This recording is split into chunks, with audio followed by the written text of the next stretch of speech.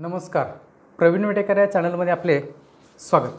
मित्रांनो, तुम्ही विषय जर पाहिलाच असेल, तत्पूर्वी आपला जो चॅनल आहे, नवीन प्रेक्षक वर्ग जर कोणी जोडले गेलेले असतील किंवा अन्य माध्यमातून तुम्ही जर पाहत असेल आपला हा चॅनल, तर चॅनल हा आपला यूट्यूब चॅनल आहे, आपला प्रवीण वेटेकर हा चॅनल सबस्क्राईब करायचा.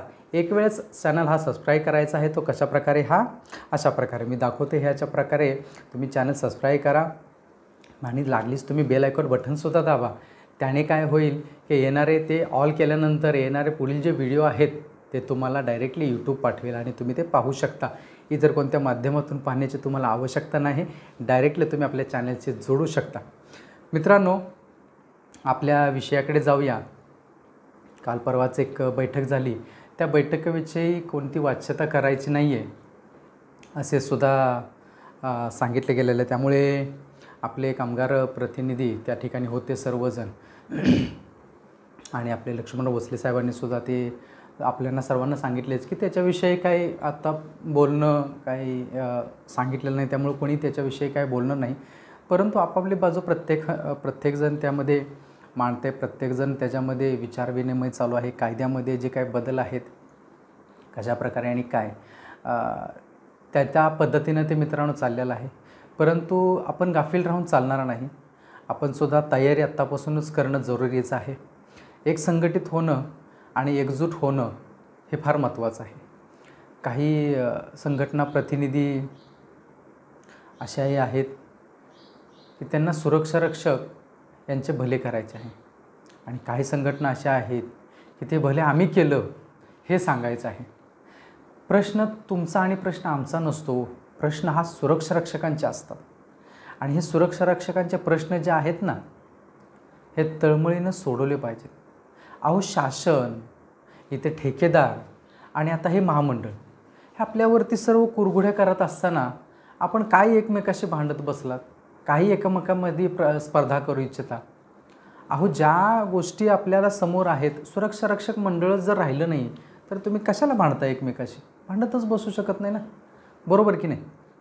मग येत्या काळामध्ये जर आपल्याला खडतर प्रवास असेल तर आपल्याला सर्वांनी एकत्र येणं जरुरी आहे. आपले उणे-धुणे बाजूला ठेवून जो आता आपल्याला संघर्ष करायचा आहे, शासनाच्या विरोधात लढायचा आहे, महामंडळाच्या विरोधात लढायचं आहे. हे ठेकेदाराने तर आपल्या आस्थापना आता मुंबईमध्ये इतकी परिस्थिती आहे मित्रांनो. मुंबईमध्ये रायगड जिल्ह्याची अजून वेटिंग संपत नाही आहे. का? कारण ते आस्थापना मंडळाकडे आस्थापनाच नाही आहेत आपले सुरक्षारक्षक तिथं पाठवण्यासाठी. पुणे जिल्ह्यामध्ये तेच अवस्था आहे. पुणे जिल्ह्यामध्ये अशी कोणती आस्थापना आहे की त्या आस्थापनामध्ये आपले सुरक्षारक्षक पाठवले जातील? आता आहेत ते कमी होत आहेत मित्रांनो. तेच वेटिंगवरती येत आहेत. मग आस्थापना जर कमी झाल्या, ज्या कंपन्या जर आहेत त्या कमी झाल्या तर कसं होणार? याकरता संघटना प्रतिनिधींनी पहिला पुढाकार घेणं जरुरी आहे. संघटना प्रतिनिधींनी हे जे इन्स्पेक्टर असतील, अध्यक्ष असतील, सेक्रेटरी असतील, यांना सर्वांना कामाला लावा. कारण त्यांचं कामच आहे मित्रांनो. सुरक्षारक्षक मंडळामध्ये जो कायद्याची अंमलबजावणी आहे ती करणं यांचं कामच आहे आणि तेच त्यांनी ते करायचं आहे. मग मंडळ आपोआप वाढेल. परंतु कधी आपण याकडे गांभीर्याने लक्ष दिलं तर अशा किती संघटना आहेत मला सांगा बरं. एकमेकाशी भांडत बसण्यापेक्षा आता किती संघटना आहेत की आपल्या सुरक्षारक्षक जे बेरोजगार सुरक्षारक्षक आहेत आणि जे आता ठेकेदाराकडे काम करत आहेत, कंपन्यांमध्ये काम करत आहेत, त्यांना किती न्याय मिळवून दिलेत. अशा किती आस्थापना घेऊन आलेत आपल्या मंडळामध्ये. ह्या जर आस्थापना जर तुम्ही मंडळामध्ये घेऊन आलात, जर ते नोंदीत झालात तर वेटिंगवरील आपला सुरक्षारक्षक तिथे नोकरी करेल ना, तिथे त्याची रोजीरोटी चालेल ना.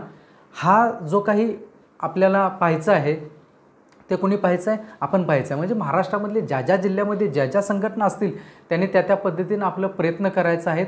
प्रयत्न करता तुम्हाला जर काही कमतरता लागली तर मुंबईमध्ये असंख्य आपल्या संघटना प्रतिनिधी आहेत. आपले लक्ष्मणराव भोसले साहेब आहेत, अजिंक्य भोसले साहेब आहेत, संघर्ष समितीमधले सर्व नेते मंडळी आहेत.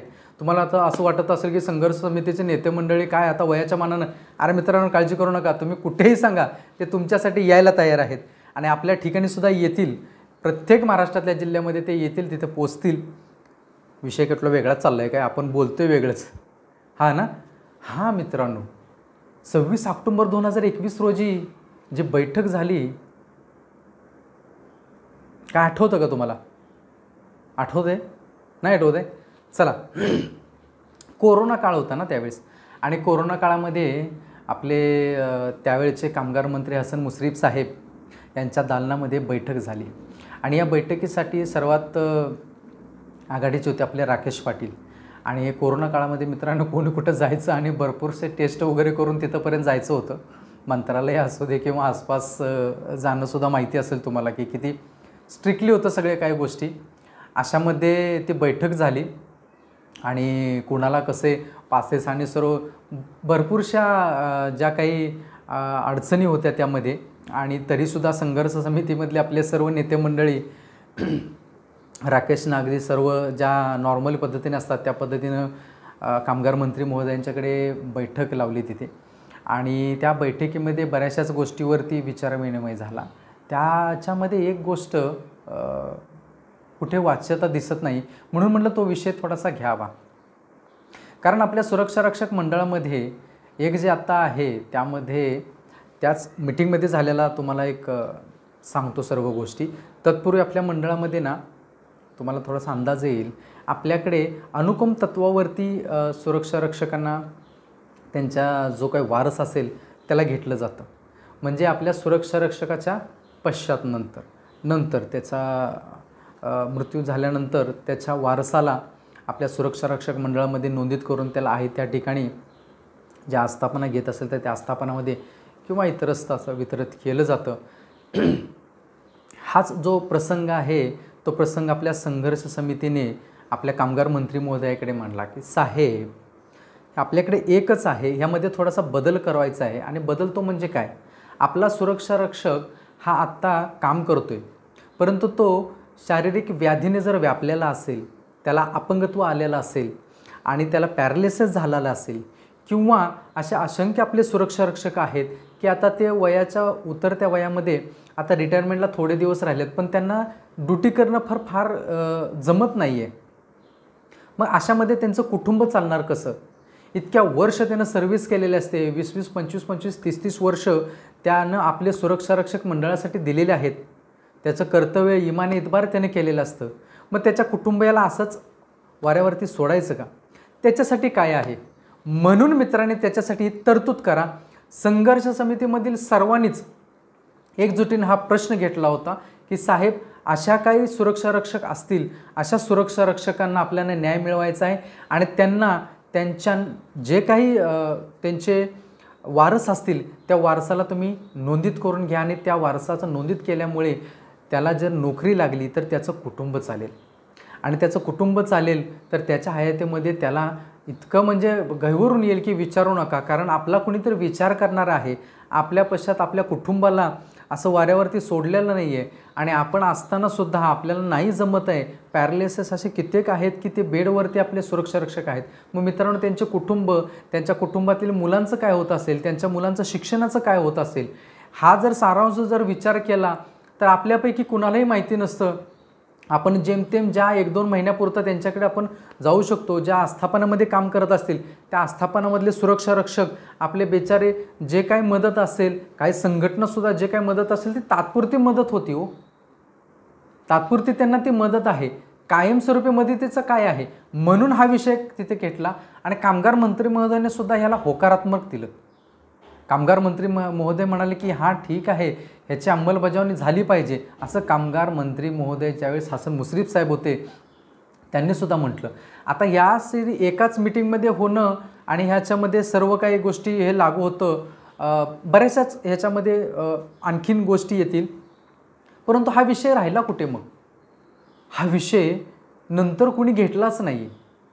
घेतला नाही का किंबहुना तो कुठेतरी राहिला का, राहिला आहे की अजून झालेला आहे हेही माझ्यापर्यंत ही माहिती नाही मित्रांनो. विषय मात्र होता आणि कामगार मंत्री महोदयाने सकारात्मक त्याच्यासाठी आपण पाऊल उचलूया आणि हे करूया आणि हे झालंच पाहिजे असं सुद्धा सर्व जिथे जे बैठकीमध्ये होते त्या बैठकीमध्ये सगळ्यांनी मान्य केलं की हां ह्यामध्ये बदल झाला पाहिजे आणि त्या कुटुंबाला असंच आपण वाऱ्यावरती सोडून चालणार नाही, त्या कुटुंबाला सुद्धा न्याय मिळाला पाहिजे याची भावना सर्वांनी घेतली. शासनातर्फे शासनसुद्धा ह्या गोष्टीला होकारात्मक दृष्टिकोन होता. मग हे राहिलं कुठं, अजूनपर्यंत हे झालं की नाही झालं हा प्रश्न आहे. आणि मी संघर्ष समितीमध्ये ज्यावेळेस मी जाईन त्यावेळेस ते सर्वांना मी हा प्रश्न करणार आहे की आपली जी बैठक झाली होती त्यावेळेस 26 ऑक्टोबर 2021 रोजी कामगार मंत्री महोदयांच्या दालनामध्ये त्या बैठकीमध्ये मग हा विषय होता. मग पुढे काय झालं, राहून गेला, या विषय झाला किंवा ह्याची अंमलबजावणी होते, अंमलबजावणी हे आदेश निघाल्यानंतर कशा प्रकारे होते, त्याला किती वेळ लागतो, ह्या सर्व गोष्टी पाहणं जरुरीचं आहे. मग त्याचा पाठपुरावा संघर्ष समितीने केला आहे का, आणि नसेल केला तर इथून पुढे त्यांचा हा जो काही विषय आहे तो विषय घेऊन नक्कीच आपल्या सुरक्षा रक्षकांना न्याय मिळवून देणार आहेत का. आपल्या सुरक्षा रक्षकासाठी असंख्य असे मित्रांनो प्रश्न आहेत की ते प्रश्न सुटत नाही आहेत. का सुटत नाही आहेत माहिती आहे, प्रत्येकजण प्रयत्न करतो, प्रत्येकजण आपापल्या पद्धतीनं प्रयत्न करत आहे, लढत आहे. आणि या लढण्यासाठी ना मित्रांनो आपला आणि आपला म्हणजे जे आपण आहात सुरक्षा रक्षक यांचाच खरं वास्तविक पाहता सहभाग असणं जरुरीचं आहे. कारण पहा, मनोज जरांगे पाटील हे ज्यावेळेस मंत्री महोदयांकडे जात होते, त्यांना भेटत होते, कोणी त्यांना विचारत होतं की नव्हतं माहीत नाही मित्रांनो, कोणी नावसुद्धा कदाचित ऐकलं असेल नसेल माहिती नाही आहे, आपण क्वचित न्यूज पाहतो आणि त्याच्यामध्ये. परंतु आज काय परिस्थिती आहे, परिस्थिती फार वेगळी आहे. त्यांची सभा जी झाली त्या सभेमध्ये जो जनसमुदाय मराठ्यांचा उभा राहिला, त्या ठिकाणी पाहिलं असेल तुम्ही, डोळे दिपून गेले, इतके आपले सर्व मराठी बांधव तिथं उपस्थित होते. ही जी ताकद आहे ना मित्रांनो, ही ती ताकद आहे, ती ताकद त्या माणसाने उभा केली. अशी ताकद आपल्या पाठीशी आपल्याला जर पाहायचं असेल, राहायचं असेल तर आपला सुरक्षा रक्षक वर्ग जो आहे तो सर्व आळस झिगडून आपल्या ह्या ज्या काही संघटना असतील, जे काही आपले प्रश्न असतील, त्या प्रश्नासाठी आपल्याला सुद्धा कधी उतरावं लागेल, यावं लागेल, तर सर्वांना हे यावं लागेल, उतरावंच लागेल. आणि आपण सर्वांनी जर उतरला तर मित्रांनो यश हे आपल्या पाठीशी असं दौडून येईल की विचारू नका. प्रत्येक प्रश्न आपल्यासाठी आहेत मित्रांनो. त्या प्रश्नासाठी जर आपण लढत असेल, झगडत असेल, तर त्यासाठी कोणी उभं राहायचं आहे, तर आपण सर्वांनी उभं राहायचं. महाराष्ट्रातील संपूर्ण संघटनांनी आणि सर्व सुरक्षा रक्षकांनी उभं राहणं येणं जरुरीचं आहे. का जरुरीचं आहे, एवढा सर्व काय आता व्हिडिओ तुम्ही ऐकला असेल, व्हिडिओ जास्त वेळ होतोय, इथेच थांबूया मित्रांनो. आपण भेटतच राहू. पुढील व्हिडिओ, पुढील विषय, आणखीन काय विषय माझ्याकडून जर राहून गेला असतील आणि तुम्हाला वाटत असेल की हां हे विषय आपल्याला घेतले पाहिजेत, हा विषय जरा तुम्ही लावून धरा, असे जे काही विषय असतील ते सुद्धा कमेंट्स बॉक्समध्ये नक्की लिहा मित्रांनो. आणि परत जाता जाता एक विनंती की तुम्ही फोन करतात आणि मी फोन घेऊ शकत नाही तर मला मेसेज करा. व्हॉट्सअपवरती जर मला मेसेज केला तर मेसेजचा रिप्लाय मित्रांनो ज्या पद्धतीने मला करता येईल त्या पद्धतीने मी करत असतो. जेवढा वेळ मिळत असेल त्या वेळेनुसार मी तुमच्यापर्यंत पोचत असतो. आणि बरेचसे सुरक्षा रक्षक आहेत त्यांची अपेक्षा एक, साहेब आमच्याकडे या. काही सुरक्षा रक्षकांना मी सांगितलं होतं की तुम्ही व्हॉट्सअपवरती मला तुमचा तिथला ॲड्रेस, पत्ता वगैरे सर्व काही देऊन ठेवा. ज्यावेळेस नक्कीच मला वाटेल आणि वेळ मिळेल त्यावेळेस मी त्या ठिकाणी नक्कीच पोचेन. तुम्हाला फोन करून त्या ठिकाणी मी येईन, तुम्हाला भेट देईन. आपल्या चॅनलमध्ये सुद्धा तुम्हाला तुमच्या ज्या काही प्रतिक्रिया आहेत ते नक्की घेऊया मित्रांनो. व्हिडिओ आवडल्यास लाईक करा, शेअर करा आणि चॅनल सबस्क्राईब करायला विसरू नका. आपला जो चॅनल आहे तो मित्रांनो जास्तीत जास्त लोकांच्यापर्यंत पोहोचवा. जास्तीत जास्त लोकांनी आपला चॅनल हा सबस्क्राईब करा. चॅनल हा आपली एक ताकद आहे आणि आपली ही ताकद आपण जगापुढे ठेवतोय. इतरांच्या माध्यमातून कुठून काही प्रकारे ठेवत असतात, तसं आपलं हे एक माध्यम आहे. आपल्या माध्यम आपलं ही ताकद आहे आणि आपली ताकद दाखवण्यासाठी आपल्याला चॅनल सबस्क्राईब करायचं आहे. जास्तीत जास्त लोकांच्यापर्यंत पोहोचवायचा आहे. तुमचाच नाही तर तुमच्या मित्रपरिवारांच्यामध्ये सुद्धा हा मेसेज पोहोचवायचा आहे. आपला व्हिडिओ आहे तो पोहोचवायचा आहे. तुर्तास भेटूया मित्रांनो पुढील व्हिडिओमध्ये. तोपर्यंत नमस्कार.